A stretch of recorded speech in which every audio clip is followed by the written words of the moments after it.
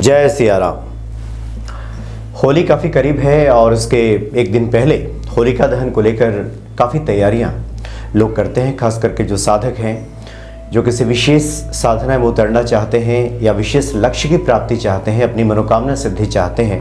उसके लिए कई तरह के प्रयोग किए जाते हैं, कई तरह की पूजा है, कई तरह की पद्धतियाँ बताई गई हैं, जिससे कि आपका जीवन मंगलमय बन सके और आपका हर दिन होली और हर रात दिवाली हो सके।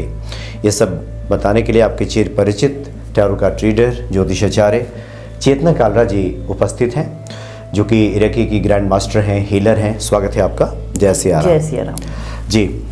तो होलिका दहन को लेकर काफ़ी कुछ जिज्ञासाएं लोगों के मन में है, क्या खास बता रही हैं आप? जी, सभी जानते हैं 27 मार्च से होलाष्टक लग जाएंगे। अच्छा।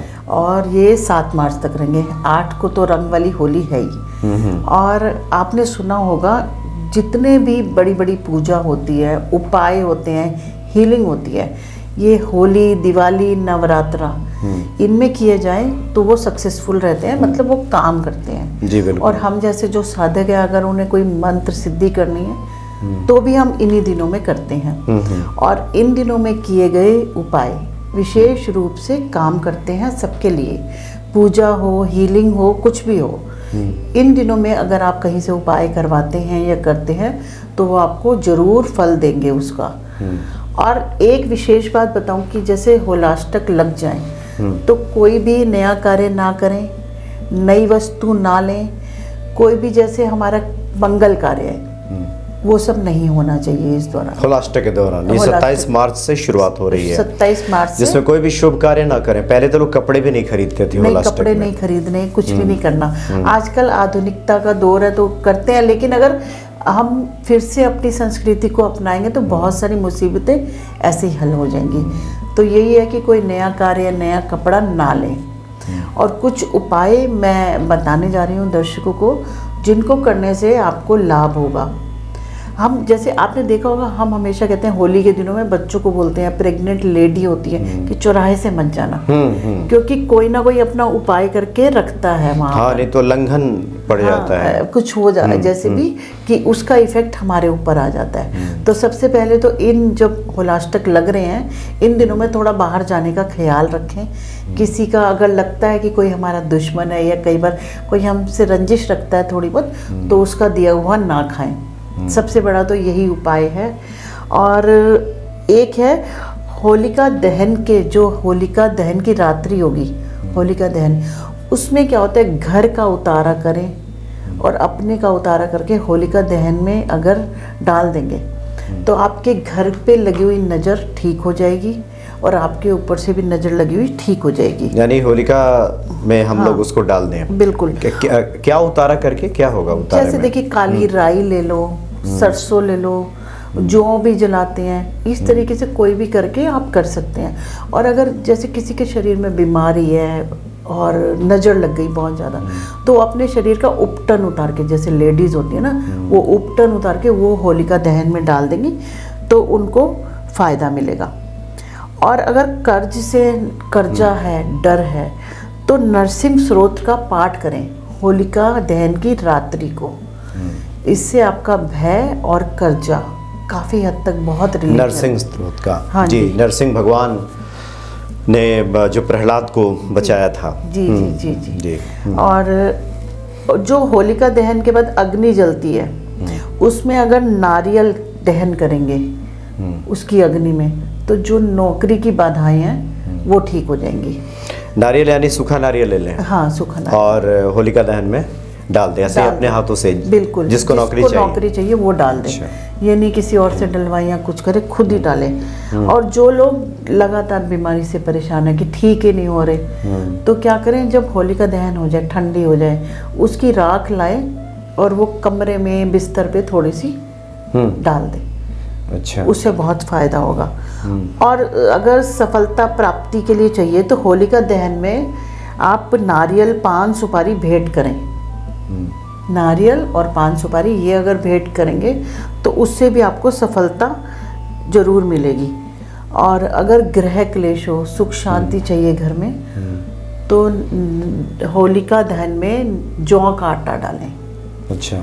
जौ का आटा डालें। ये कुछ पॉइंट्स हैं, अगर कुछ समझना है तो दोबारा वीडियो देख के आप लोग हाँ जी, हाँ जी, बिल्कुल बिल्कुल। क्योंकि और बड़े छोटे छोटे उपाय हैं, हाँ। लेकिन कुछ इस तरह के छोटे उपाय बड़े कारगर होते हैं, और खासकर उस दिन किया जाए तब तो उसका बिल्कुल बिल्कुल। बहुत और फल होली मिलता का है। दहन का ही महत्व है रात के टाइम का। अगले दिन तो सबने होली खेलनी है, उससे कुछ नहीं है, तब तो सब निकल जाता है। और अगर जैसे होली का दहन के बाद उसकी राख लाल कपड़े में लेके अपने जहाँ पैसे रखते हैं, सामान रखते हैं, वहाँ रखेंगे तो आपको धन लाभ होगा, अच्छा, बरकत मिलेगी और बेकार के खर्च कम होंगे। सबसे बड़ी बात है, लोगों के पास पैसा आता है लेकिन खर्च हो जाता है, कार्यों में खर्च हो जाता है। तो इससे आपको निजात मिलेगी। मतलब जो कहते हैं ना, हमारा खर्चा नहीं रुक रहा, पैसा नहीं रुक रहा, उनको फायदा मिलेगा। और जल्द विवाह के लिए होली के दिन सुबह एक पान के पत्ते पर साबुत सुपारी और हल्दी की गांठ लेकर शिवलिंग पर चढ़ाएं और बिना पलटे देखे वापस आ जाएं। और यही प्रक्रिया अगले दिन भी करें, होली के दिन भी। होली के दिन। अच्छा। तो ये 2 दिन करेंगे तो आपको फ़ायदा मिलेगा। जिनको भी ये विवाह की दिक्कत आ रही है, देरी हो रही है, उनका विवाह अतिशीघ्र हो जाएगा। और होली की रात ओम नमो धनदाय स्वाहा मंत्र के जाप से धन में वृद्धि होगी। ओम नमो धनदाय स्वाहा, इससे बरकत होगी, आपको धन में वृद्धि होगी। और अगर 21 गोमती चक्र होली की रात शिवलिंग पर चढ़ाएंगे तो इससे भी धन से जुड़ी सभी समस्याएं हल हो जाएंगी। होली की रात में? होली की रात में। अच्छा। जैसे उस दिन दहन होगा ना, उसी रात में। रात्रि का मतलब ये होता है सूर्यास्त हो जाए और रात्रि शुरू हो जाए। तो ये जो गोमती चक्र है, ये होलिका दहन के दिन की होली खेलने के दिन? होलिका दहन के दिन। दहन के दिन। और अगर होली की रात 12 बजे किसी पीपल के वृक्ष के नीचे आप दीपक लगाते हैं और 7 परिक्रमा करते हैं तो आपके जीवन की सभी समस्याएं ठीक हो जाएंगी। बाधाएं, जितनी बाधाएं हैं, समस्याएं हैं, सबसे निजात पालेंगे। बहुत अच्छे से आपको रिजल्ट मिलेंगे। और याद रखिए, होली सिर्फ साल में एक बार आती है। अगर इस बार नहीं कर सके तो अगले साल इंतजार करना पड़ेगा।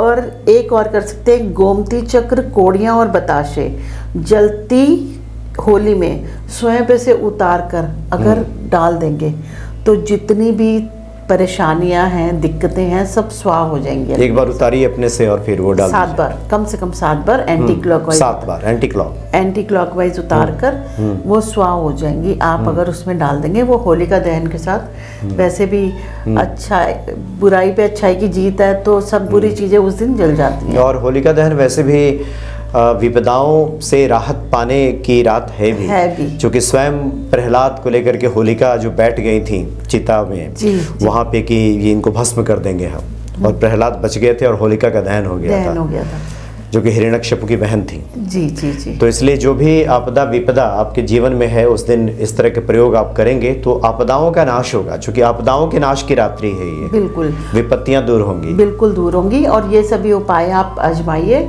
और इसी दौरान हम लोग शुरू करते हैं, जैसे 27 मार्च से 7 तारीख तक हम लोग की हीलिंग होती है। कुछ यंत्रास बनाते हैं जो कि आप कहीं से भी कुछ अभिमंत्रित करवा के ले सकते हैं, जो विशेष कार्य करते हैं। यानी होलाष्टक की जो शुरुआत होती है तो हीलिंग विशेष तौर पे वो बनाए जाते हैं। अच्छा। यंत्र, धागा कुछ बनाया जाता है जो कि आपकी समस्याओं, पूरा साल आपको प्रोटेक्शन देंगे। या आपकी कोई मनोकामना है तो आप इस वक्त पूरी कर सकते हैं। और वैसे तो आपको जो उपाय बताए गए हैं वो करेंगे तो उससे बहुत फायदा मिलेगा आपको। फिर भी अगर इसके अलावा किसी को अपनी कुंडली इस टाइम दिखा के कुछ साल भर के उपाय कराने हो तो इस टाइम, क्योंकि उस दिन विशेष तौर पे कुछ उपाय होते हैं। बिल्कुल, ये तो एक जनरल बातें हो गई सबके लिए, जो सभी करें। लेकिन कुछ विशेष परेशानियां होती हैं तो उसमें तो व्यक्तिगत तौर पे उस व्यक्ति का अध्ययन करके ही बातें होती हैं। और आपसे चर्चा हो रही थी, हम लोग अगले कार्यक्रम में, क्योंकि इन दिनों में आपने कहा कि होलाष्टक से लेकर के होलिका दहन तक आप लोग विशेष तौर पे कुछ तैयार करते हैं जो काम आता है, तो उसको हम लोग अगले कार्यक्रम में उसको हम लोग भक्तों को बताएंगे। बिल्कुल। चलिए, बहुत बहुत धन्यवाद आपका। जय सिया राम। जय सिया राम।